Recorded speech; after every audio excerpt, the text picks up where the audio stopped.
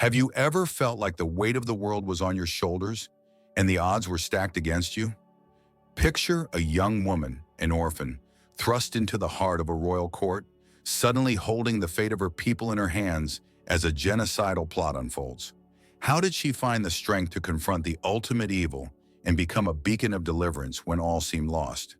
This is the story of Queen Esther, a tale of courage that changed the course of history and still inspires millions today. If stories of incredible bravery move you, hit that subscribe button because this one will leave you breathless. Picture ancient Persia around 480 BC. King Xerxes rules the largest empire the world has ever seen, stretching from India to Ethiopia, governing 127 provinces. In the glittering capital of Susa, life seems peaceful for the Jewish people living in exile.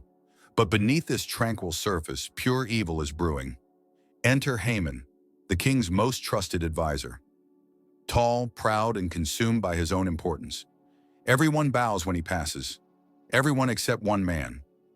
Mordecai, a Jewish exile, refuses to bow to Haman, not out of disrespect, but because his faith teaches him to bow only to God. This simple act of conscience ignites a rage in Haman that will threaten an entire people. Burning with fury, Haman approaches King Xerxes with a lie wrapped in false concern. There's a certain people scattered throughout your kingdom who don't follow your laws. It would benefit you to destroy them. He even offers to finance the massacre himself, equivalent to millions of dollars today. The king, trusting his advisor completely, hands over his signet ring. With that ring, Haman seals the most horrific decree imaginable. On the 13th day of the 12th month, every Jewish man, woman, and child in the empire is to be killed and their property seized. Imagine the terror. Families who had lived peacefully for generations, suddenly marked for death. An entire people facing extinction because of one man's wounded pride. But God had already positioned someone in the very heart of the palace. Someone who could change everything. Her name was Hadassah, but history knows her as Esther. An orphan of extraordinary beauty, raised by her older cousin Mordecai after her parents died. She never sought power or position. In fact, when King Xerxes began searching for a new queen throughout his empire, Esther was essentially drafted into the selection process. For 12 months, she underwent intensive preparation in the royal palace. But while her outward beauty was being perfected, she wrestled with a dangerous secret that could cost her everything. No one knew she was Jewish. Mordecai had warned her to keep her heritage hidden, understanding how precarious their people's position was. When King Xerxes met Esther, he was immediately captivated. The Bible tells us he loved her above all others and placed the royal crown on her head. Suddenly, this orphaned girl became queen of the most powerful empire on earth. But with that crown came unimaginable pressure. Every day she walked marble halls knowing her very existence was built on a life-threatening deception. Every royal ceremony, every intimate moment with the king, she was living a double life that could end in execution if discovered. Then came the day that shattered her world. Mordecai appeared at the palace gates, dressed in mourning clothes, wailing in grief. The genocidal decree had been issued. His message to Esther was crystal clear and terrifying. You and your people are marked for death. You're the only one who can approach the king and plead for our lives. Esther's response reveals the true horror of her situation.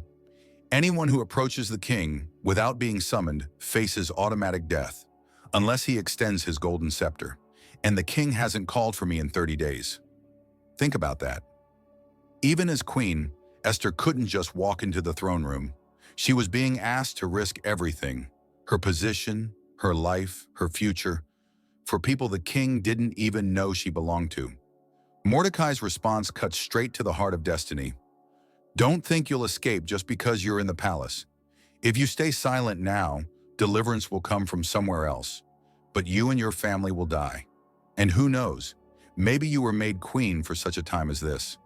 Those words, for such a time as this, echo through history. Sometimes we find ourselves in positions we never sought, with the power to make a difference we never imagined possible. Esther's response defines true courage. Gather all the Jews in Susa and fast for me for 3 days. My servants and I will also fast. Then I will go to the king, even though it's against the law. And if I perish, I perish. After 3 days of prayer and fasting, Esther made her choice. She put on her royal robes and walked toward what might be her death. Picture the scene, the vast throne room of the Persian Empire. King Xerxes on his throne, embodying absolute power, and Esther walking across that floor with each step potentially her last. When the king saw her, something extraordinary happened. He was pleased and extended his golden scepter. Her life was spared. "What's your request, Queen Esther?" "Even up to half my kingdom, I'll give it to you." Here's where Esther's wisdom shines. She doesn't blurt out her desperate plea. Instead, she shows incredible strategic thinking. "Let the king and Haman come to a banquet I've prepared." Brilliant. She was buying time, creating the perfect setting, and making Haman feel honored and secure.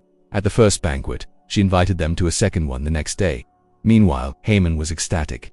The queen was honoring him with private banquets, but his joy soured when he saw Mordecai still refusing to bow. His wife suggested building gallows 75 feet high to hang Mordecai before the next banquet. Haman loved the idea, but that night, King Xerxes couldn't sleep. To pass time, he had servants read the royal chronicles. They read how Mordecai had once saved the king's life by exposing an assassination plot. "What honor has Mordecai received?" the king asked.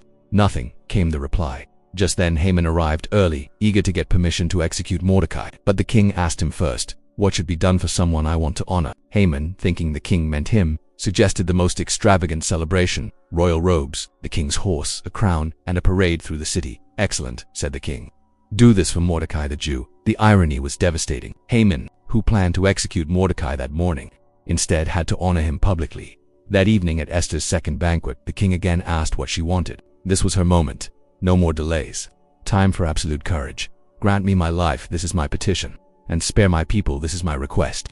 For we have been sold to be destroyed, killed, and annihilated." The king was stunned. Who dares to do such a thing? Esther, with incredible bravery, pointed at the man sitting at their table. This vile Haman. The king's fury was immediate and terrifying. Within hours, Haman was executed on the very gallows he had built for Mordecai's evil plan, becoming his own destruction. But the genocidal decree was still in effect. According to Persian law, even the king couldn't revoke it. However, he could issue a new decree. Esther and Mordecai were given authority to write any law they wanted, giving the Jewish people the right to defend themselves when the day of the planned massacre arrived. Instead of helpless victims, the attackers found a people ready to fight back. The tables had completely turned. The day meant for annihilation became a day of victory and deliverance. But here's what makes this story eternally relevant.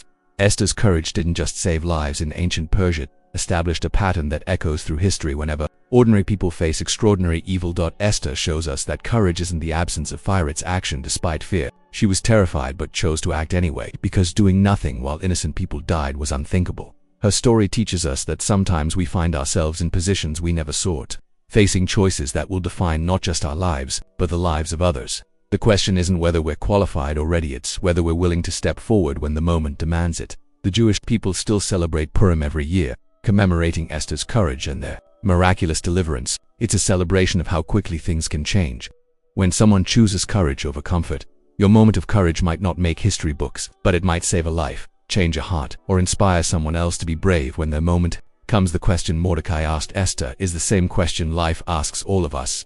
Who knows but that you have come to your position for such a time as this? What's your answer going to be? If this story inspired you, hit that like button, subscribe for more incredible stories, and remember, your moment to make a difference might be closer than you think. Choose courage.